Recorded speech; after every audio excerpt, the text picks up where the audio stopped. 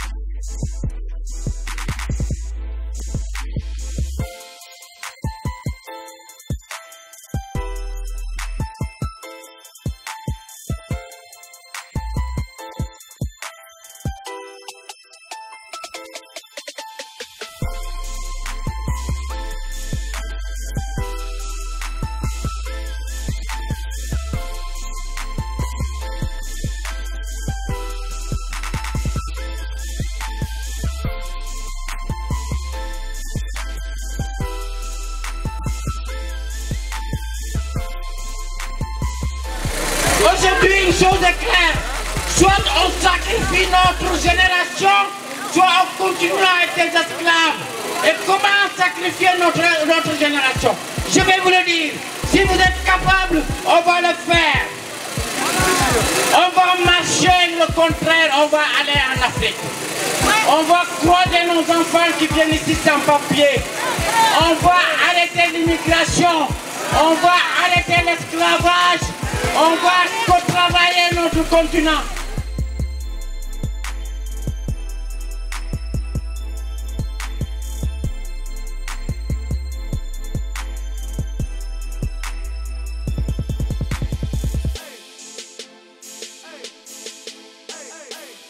Le bouleversement de notre monde après plusieurs successions de conflits, notamment les deux guerres mondiales, les guerres du Golfe, les luttes des indépendances africaines, l'émergence, disons, des nations indépendantes de l'Afrique, les luttes entre l'Iran et l'Irak, les guerres du Golfe, notre monde a connu une succession des événements. Le deux blocs communistes et capitalistes et le fondement du mur de Berlin. Il s'est fait qu'aujourd'hui, nous sommes rentrés peut-être dans la guerre contre la terreur, avec les attentats de Lockerbie, les attentats de Nairobi, de Mombasa, de World Trade Center et j'en passe. Ces événements ont fait émerger aujourd'hui une nouvelle donne de la souveraineté. Cette souveraineté qui, dans notre entendement, repose sur la base des échanges économiques et culturels, mais aussi sur la mise en place des politiques structurelles. Vous savez que l'Afrique a payé un prix fort, un prix, je dirais, vraiment fort, en 1990, lorsque sont arrivés devant nos portes le FMI et la Banque mondiale, les institutions de Bretton Woods qui ont amené chez nous la mise en place des politiques d'ajustement et de réajustement structurels, qui ont eu des conséquences néfastes dans le domaine de l'emploi, dans le domaine économique et social. Et d'une part, et d'autre part, l'Afrique subit une domination économique. Une domination économique, je dirais, qui n'a pas de mot exact en matière d'économie et d'analyse des politiques et des diplomaties internationales pour le qualifier, mais aussi une aliénation culturelle, une négation totale de notre culture. En matière d'échange culturel, l'Afrique ne fait pas d'échange. Quand vous regardez par exemple des institutions comme la francophonie, qu'est-ce que l'Afrique apporte de sa culture dans la francophonie? Il n'y a pas. Les pays africains sont intégrés dans la francophonie comme des nations francophones automatiquement parce que c'est l'héritage de la colonisation. En matière d'économie, les échanges entre nous, ces termes de l'échange est jusqu'à preuve du contraire inégal, où l'Afrique produit des matières premières à des prix insignifiants et l'Occident revend de produits finis à des prix exorbitants. Si nous allons sur le domaine de l'agriculture, les produits africains sont énormément combattus au niveau de prix parce que les agriculteurs du monde dit du Nord, de pays dits du Nord, sont en train de recevoir des subventions astronomiques auprès de leur gouvernement. Donc ces exigences et ces réalités demande aujourd'hui que l'Afrique rentre dans la dynamique de sa souveraineté. Une souveraineté qui nous permettra à nous de décider de la ligne politique qui est nôtre. Une souveraineté qui nous permettra de décider de la ligne militaire qui est nôtre. Des priorités qui sont nôtres. Parce que les politiques, par exemple, d'ajustement, des réajustements structurels, ont détruit tout à fait la vision des priorités africaines. L'Afrique a d'autres priorités. Ces priorités à l'intérêt de toutes ces nations qui imposent toutes ces exigences. Il faudrait que l'Afrique inscrit sa politique et son économie aux besoins qui sont le sien. Il faut que l'Afrique aille dans le sens où la dynamique qui est nôtre va dans un sens où les priorités, l'émergence de nos économies, les décisions que nous prenons, la mise en place de nos politiques de développement et d'intégration soient les priorités qui sont nôtres et non des priorités des politiques structurelles qui viennent d'ailleurs. Lorsque les politiques structurelles viennent d'ailleurs, cela pose un problème de souveraineté. Parce que la conséquence de projets, la conséquence de priorités font que nous sommes aujourd'hui subordonnés à eux sur le plan militaire. Regardez par exemple, l'Afrique a du mal à prendre l'envol et la stabilité politique. Lorsqu'on engage une politique de développement ou de croissance, si ces politiques-là ne prennent pas en compte les intérêts de l'autre côté ou ne répondent pas aux exigences de l'autre côté, nous assistons à une situation totalement instable où ils entrent en guerre. Parce que déjà, il y a une violation flagrante de notre souveraineté dans la présence des troupes et des armées étrangères sur nos sols. Donc, tout cet aspect des choses pose un problème. Sur le plan monétaire, l'Afrique sur le plan monétaire, quelle est la dimension monétaire de l'Afrique? Aujourd'hui, nous sommes subordonnés d'un côté comme de l'autre à des zones francs, à des zones... les monnaies qui sont les nôtres sont combattues. Vous prenez les monnaies, par exemple, le franc de la République démocratique du Congo, qui ne sont pas interchangeables sur le marché international. Le franc CFA qui est interchangeable est subordonné à la France et à l'euro. Donc, il y a une problématique énorme sur le plan de la souveraineté. Donc, il est tout à fait logique pour que nous soyons maîtres de notre destinée. Pour que nous appliquons une politique qui sera favorable à nous, à nos enfants, à notre développement et permettre à l'Afrique de jouir de tous les avantages aujourd'hui du monde actuel, aujourd'hui de la technologie, aujourd'hui de toute la croissance dont l'humanité en profite.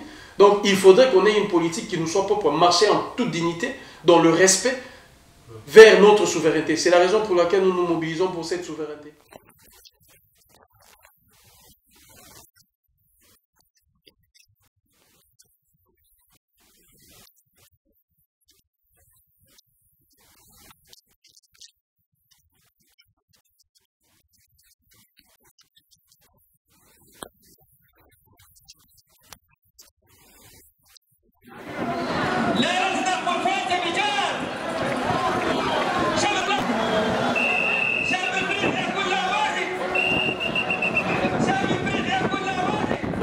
Alors, quel est l'intérêt de l'avoir fait en France? Parce que ce que vous dites là est beaucoup plus intéressant si cela se passait sur le terrain, l'action, c'est-à-dire en Afrique.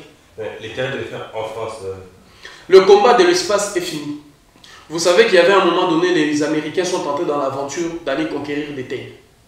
Pour aller conquérir des terres, ils ont fait ce que vous avez vu, la conquête de l'espace, c'est-à-dire l'espace territorial. Ils sont allés sur la Lune, mais ils sont allés sur la Terre, d'autres terres qui sont allés découvrir et conquérir.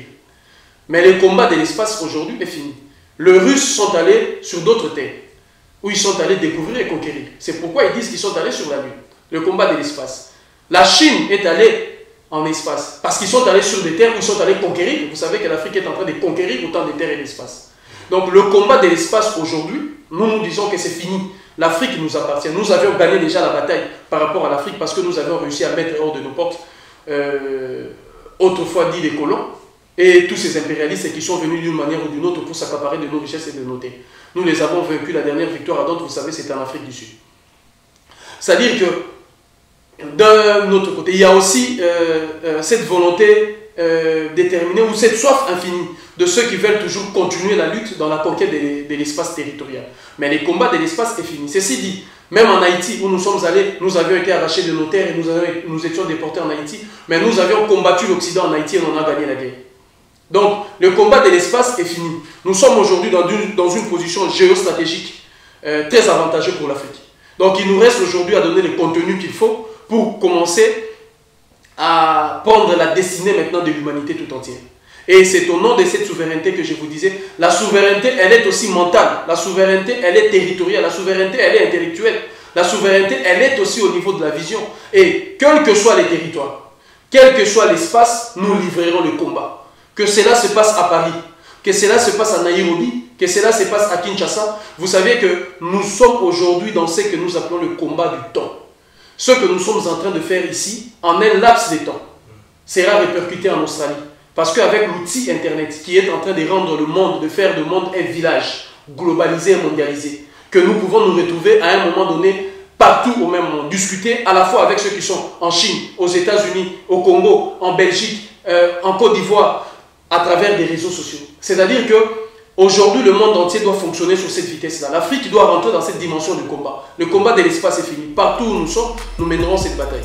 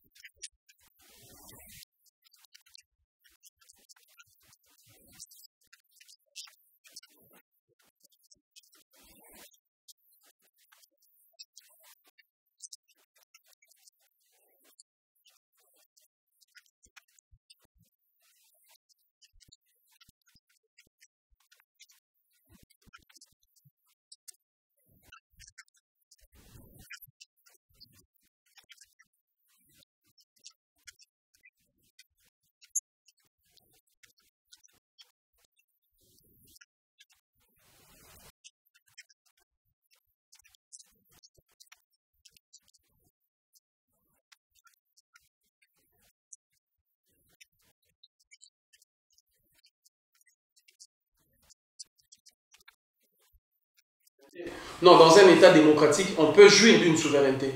Dans un État souverain, on peut exercer une démocratie. C'est-à-dire qu'il y a une forme de complémentarité.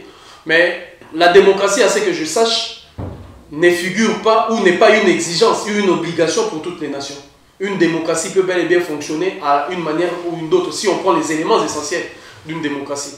Mais aujourd'hui, il y a une volonté de l'Europe occidentale et de l'Amérique occidentale de pouvoir porter les valeurs qui sont les siennes partout. C'est-à-dire qu'il y ait une forme d'uniformisation de la politique du monde. Que tout le monde, tous les systèmes fonctionnent de la même manière. Mais non, là n'est pas notre exigence première. Notre exigence première, c'est cette souveraineté. Parce que quel que soit les types ou le mode de gouvernement choisi, mais la souveraineté est un droit garanti et reconnu par tout le peuple.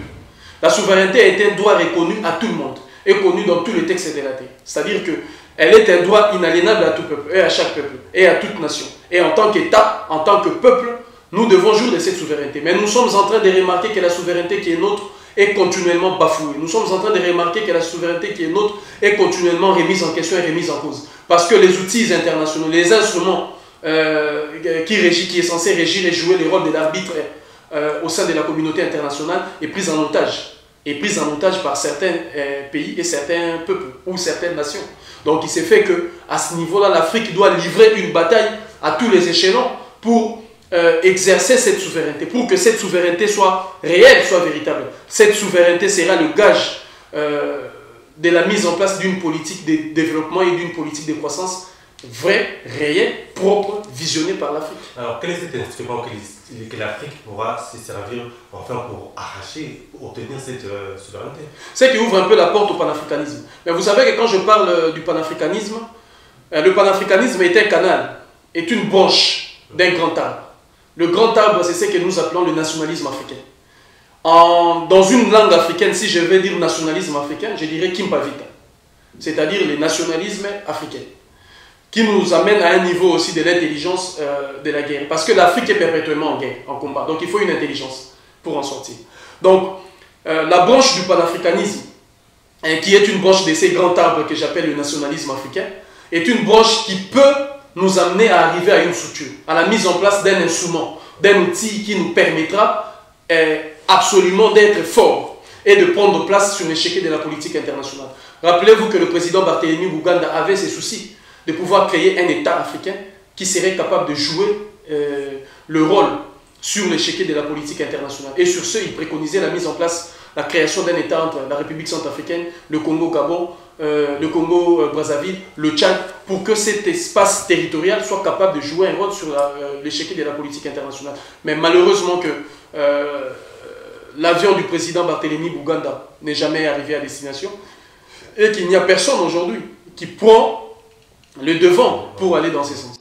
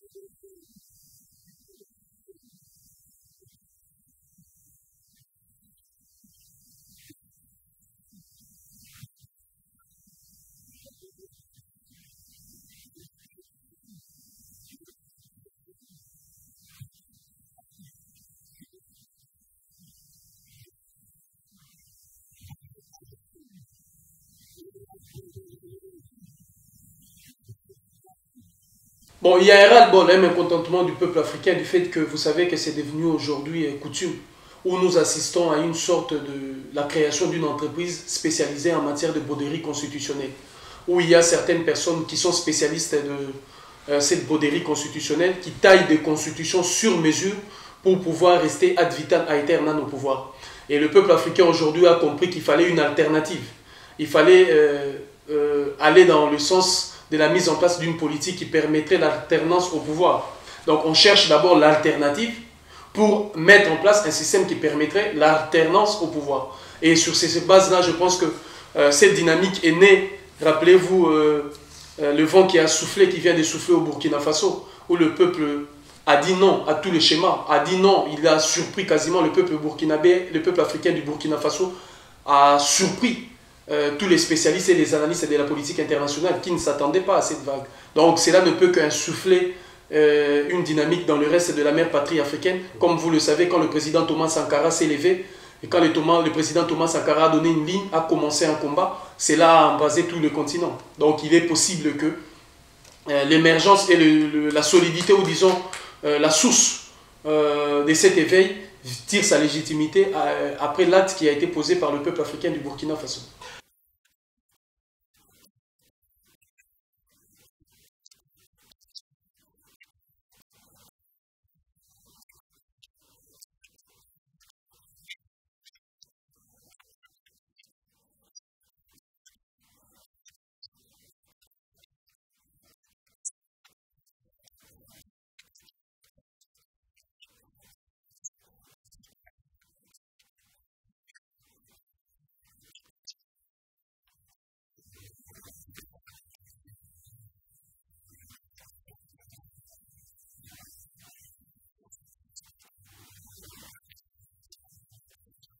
Alors, le panafricanisme est un instrument pour arracher la souveraineté de l'Afrique.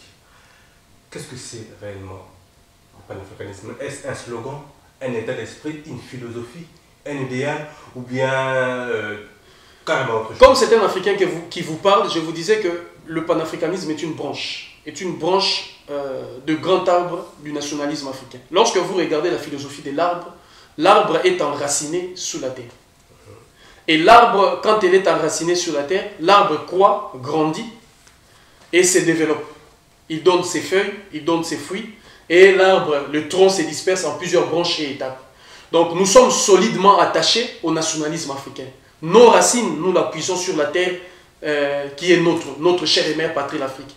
Or, si vous regardez les tenants et les ténors de la vision qui a été du panafricanisme, mes pensées vont à un ténor Firmin, du loin de l'Haïti, qui pensait que la souveraineté et la libération de l'Haïti était le fondement, la mise en place de fondements et des jalons pour la création d'un État-Unis d'Afrique. C'est-à-dire que dans le panafricanisme, comme je vous disais, est une branche qui peut nous amener vers là. L'un des compatriotes au 10e talent, je cite Marcus Garvey, qui avait une vision dans ce sens, de voir les fils et filles d'Afrique déportés vers les Amériques, retournés vers la chère et mère patrie africaine pour bâtir ces États-Unis d'Afrique. C'est cette même vision que Georges Padmore a défendue. Et Georges Padmore, lorsqu'il croise dans son évolution, je cite le président Kwame Nkrumah, ce dernier a épousé cette vision. Et le président Kwame Nkrumah, lorsqu'il appuie sur le levier du panafricanisme, il voit par ça, non la finalité, c'est une branche, mais il voit que le panafricanisme doit nous mener vers le grand arbre qui est le nationalisme africain. Parce que c'est quoi en fait l'idée propagée par le panafricanisme? C'est quoi? C'était d'abord, il faut contextualiser ça. Nous étions à un moment donné où ceux qui étaient de la diaspora, ceux qui étaient de l'autre côté, avaient ces besoins-là de retrouver l'unité de notre peuple, avaient ce besoin-là de retourner sur la mère patrie africaine. Mais la mère patrie africaine était difficile dans la mesure du possible où nous étions sous occupation des nations occidentales qui nous ont répartis à travers leurs influences, leurs royaumes, c'est-à-dire qu'ils nous ont subordonnés à travers leurs royaumes. Or, ceux qui y sont restés ont été affiliés directement, soit vers la Belgique, soit vers le Portugal, soit vers la Hollande, soit vers l'Espagne, soit vers la France. Vous voyez cette différence? Il fallait construire l'unité. Et pour construire l'unité, le panafricanisme était un appoint pour essayer de rappeler à tout le monde que nous n'étions pas nés congolais, nous n'étions pas martiniquais, nous n'étions pas américains noirs, nous n'étions pas sénégalais, nous n'étions pas ivoiriens, nous n'étions pas togolais. C'est-à-dire qu'il y a eu un vent de l'histoire qui nous a imposé cette réalité. Or, il faudrait revenir sur les bases qui sont nôtres. Il faudrait revenir sur l'amour véritable de notre chère et mère patrie l'Afrique. Lorsque Kimpavita s'élève vers les années 1700 pour affronter les nationalismes européens et le nationalisme, je dirais, arabe. Parce que le nationalisme arabe, c'est quoi? C'est l'expansion, par exemple, de l'islam, où ce sont les cultures arabes, les lettres arabes qui prennent le dessus. Les nationalismes européens, c'est les cultures occidentales qui prennent le dessus. Les nationalismes africains, elles s'inscrivent dans quoi exactement? Les nationalismes africains s'inscrivent, comme je vous disais, dans la philosophie de l'arbre, de rester ancrés sur ses racines, de rester africains. Parce que l'opposition véritable du nationalisme africain, c'est de faire l'opposition véritable entre l'aliénation, entre la domination, entre l'assujettissement, entre l'asservissement et l'identité véritable d'un peuple. L'incarnation véritable, c'est qui exprime l'incarnation véritable de la souveraineté. Parce que par exemple, pour arracher cette souveraineté, quand vous disiez que nous avions marché à Paris, mais nous étions à Paris pour ne pas revendiquer, pour ne pas parler aux autorités parisiennes.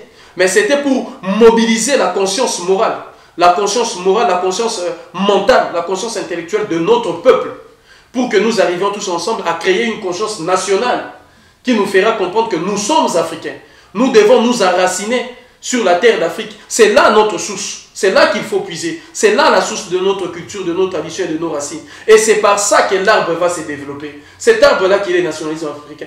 Parce que le nationalisme africain s'oppose à toute idée de colonialisme, s'oppose à toute idée de la colonisation. Le nationalisme africain s'oppose à toute forme d'impérialisme, à toute forme de néocolonialisme. Le nationalisme africain, c'est l'identité propre à nous.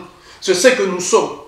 Notre propre vision d'analyser le monde, de rester africain, de considérer l'Afrique comme notre chère et mère patrie, et non de considérer le Congo comme sa mère patrie, parce que le Congo est subordonné en tant que patrie à la mère Belgique. Le Sénégal est subordonné à la mère France. Le Ghana est subordonné à la mère Grande-Bretagne. Donc il fallait créer que ces nations soient subordonnées à la mère patrie africaine, comme le souhaitait Kwame Nkrumah, Sékou Touré, Lumumba, Samora Machel et j'en passe, Modibo Keïta et tout. Sous cette atmosphère ô combien morose de l'Europe, je vous salue, peuple africain.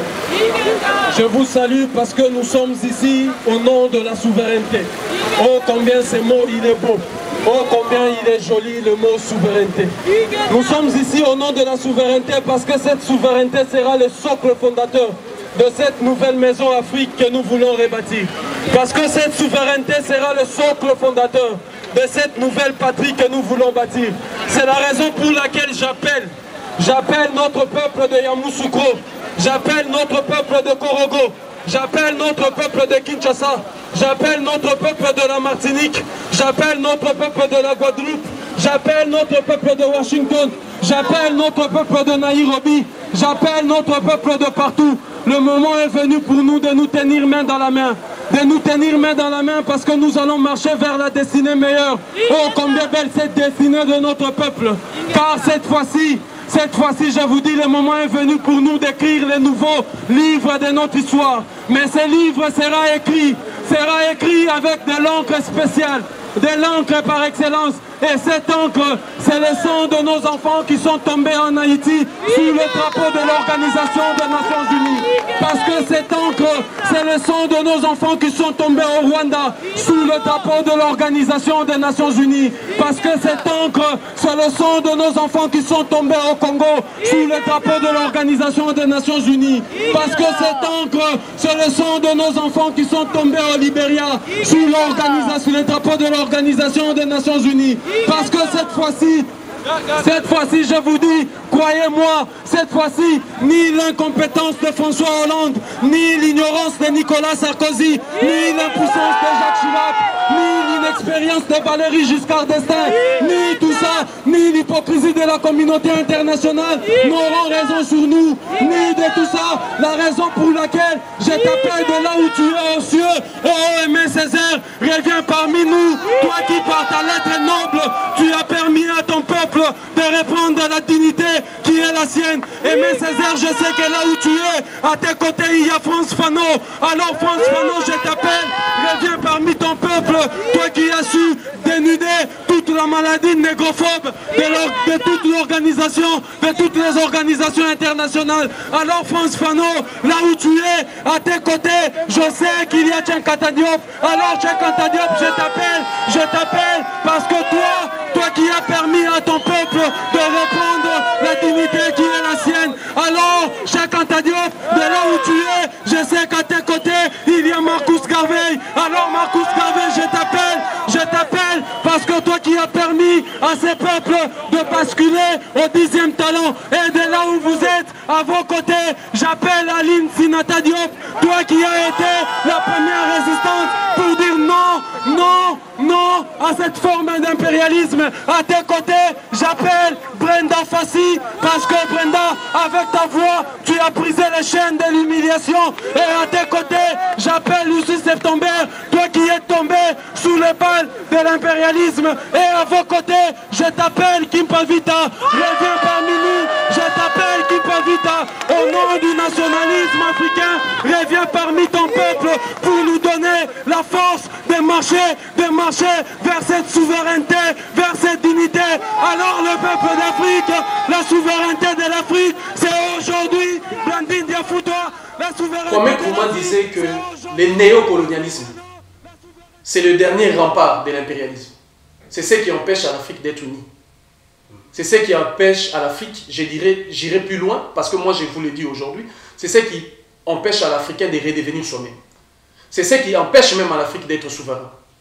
Et dans cette diapason-là, Aimé Césaire fut parmi ceux qui ont permis à notre peuple de redevenir ce qu'ils étaient, de répandre confiance en nous, d'être eux-mêmes, de puiser, c'est-à-dire il a donné une thérapie capable de guérir toute forme d'aliénation. Il nous a permis de comprendre la négrophobie et le racisme étatique de la France et des nations occidentales, et de puiser chez nous. Vous avez vu son discours sur le colonialisme, le retour voyage au pays natal, quand il prend son retour pour aller au Congo. Dans toute cette diapason de choses, on voit que Aimé Césaire est l'un des piliers qui veut permettre l'unité de la conscience africaine. Et pareil pour tous ceux qui ont été cités, Cheikh Anta Diop, qui a réussi à donner une thérapie face à toute forme de colonialisme intellectuel, à toute forme de falsification historique, parce que la falsification historique est l'un des éléments qui détruit les chemins souverains de l'Afrique. C'est l'un des éléments qui a déshumanisé l'Africain, parce qu'il a fallu dépouiller l'Africain de tout ce qu'il avait de plus cher. Et par ça, comme les nations occidentales ont l'habitude de fonctionner sur deux piliers, l'art et l'histoire, ils ont détruit par l'histoire, ils ont détruit par l'art. Et Cheikh Anta Diop a réussi à travers son plus grand travail, dont un condensé, pas son grand travail, mais un condensé, figuré dans son livre Nation d'agriculture. Donc il a permis à notre peuple de renaître en soi. Et pareil pour Marcus Garvey, qui a fait ce même travail pour essayer de combattre au plus profond de la racine cette maladie de la supériorité automatique de l'homme blanc sur l'homme noir et de l'infériorité mécanique de l'homme noir sur l'espace de l'humanité tout entière. Et pareil avec Lucie September, avec Aline Sinata Diop, qui ont été opposés à toute forme d'asservissement et d'aliénation. Aziz est un dictateur. Il veut exclure les Noirs mauritaniens en Mauritanie. Et nous demandons le recensement de tous les Mauritaniens. Nous demandons la citoyenneté de tous les Mauritaniens. Et nous demandons la libération de Biran. Nous disons non à l'esclavage. Le deuxième message, nous l'amènerons et nous le porterons à ces puissances internationales qui soutiennent ces despotes. Nous leur disons, à partir de maintenant, aujourd'hui, le peuple africain ne se laissera pas faire. Nous sommes devant vous pour vous montrer que l'unité de l'Afrique est acquise. نحن هنا باسم افريقيا باسم كل شعب التشادي كل التشاديين الحضور هنا وكل اصدقاء افريقيا نقول لكم السلام عليكم وشكرا بمجيئكم في هذا البرد وفي التعب لأن كل هذا من أجل شيء من أجل الكرامة. Merci les Djiboutiens d'être venus, merci les Djadiens, merci l'Afrique de se mobiliser pour demander sa souveraineté, pour se mobiliser pour sa souveraineté, pour dire non aux dictateurs africains. Nous sommes ici pour envoyer... Il y a eu un putsch le 17 mars 2009 et qu'un président élu démocratiquement était obligé donc de s'enfuir en Afrique du Sud. Actuellement, c'est un putschiste qui est au pouvoir. Le soutien de tout le peuple africain pour ce qui se passe aujourd'hui sur le continent africain. Les Centrafricaines et les Centrafricains ici présents exigent une chose. Vous savez que c'est un pays...